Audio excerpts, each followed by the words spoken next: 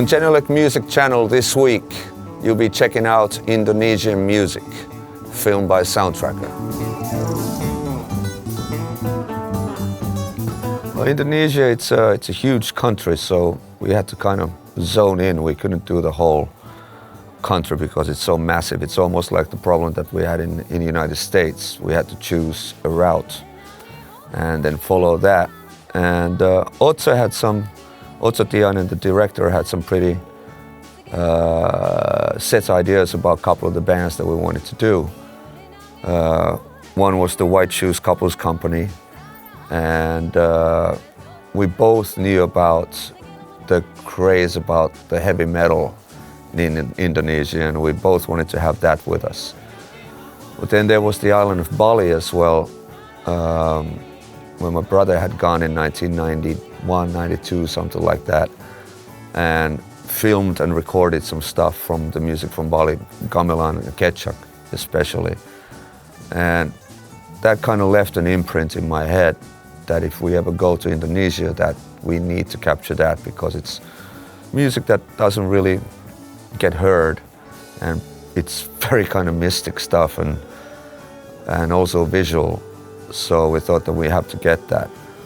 And also that we found out that in Jakarta, in Indonesia, there's a huge noise scene where they do noise bombing. They call it noise bombing, where they go and take the electricity from the street lights and end up in the middle of the rush hour and just make a huge amount of noise with enormous equipment and basically disrupt the entire working class, working people's lives, to the point that police are called in place and they gather their stuff very quick and scatter in different directions, and then through text messages get together again about an hour later in a different place, and then they noise bomb. So we had to get that. It sounded really, really super interesting, and we found this little community that was doing it, and we got to be part of that.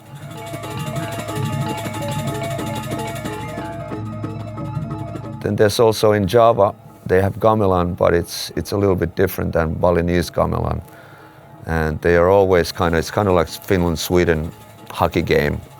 Who's better and who's got more intricacies and power and all this kind of stuff. So they're always arguing about that. So we wanted to get both of them in our program. And the Javanese one, it's a little bit more mellow and like pretty, whereas the Balinese Gamelan is very strong and very in your face and very complicated. And it's one of my absolute favorite episodes. It was an amazing experience to go around.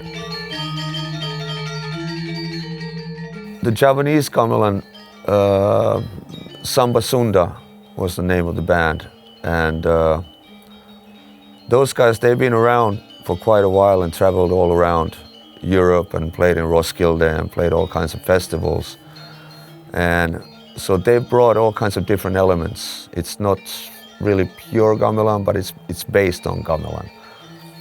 And the lead guy of the band was very helpful in understanding the Javanese music, and also had a couple of funny stories about Bob Dylan and about the tunings in Gamelan, how it's purposefully slightly out of tune, that the things are a little bit not exactly in the same place, so the tuning pedal doesn't work over there. So they said that it creates space and bigness in the sound by having a little bit different vibrations. And I always thought of that with Led Zeppelin, and I mentioned it to him, and he just started laughing. And Gamelan in Bali that we filmed it in very pure form.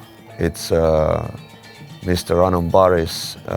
He made sure that we get the real experience and not the tourist experience, all the way down to the way that they dress. And it was a huge band. I think it was 15 people in the band. And I just, while I was listening to it, I was wondering, how do they rehearse? Because I found out that they don't read music. that it's not a notation music, that it's discussed music. And I found out that the creation of one piece takes about month and a half, including the training, and the composing often happens on the spot. There's a composer who has the basic idea, and then everybody else starts building on it and suggests. So it's a very collaborative kind of art form. And they rehearse, at least this band, they rehearse in groups. They take 5 people from the middle metallophone, and the next day they take the bass metallophones, next day they take the percussion, and next day the flutes and so forth. And during the weekend they all play together, and then they start the same thing again. So it's this kind of little by little getting the whole piece together. And once they started playing, it was just unbelievably strong.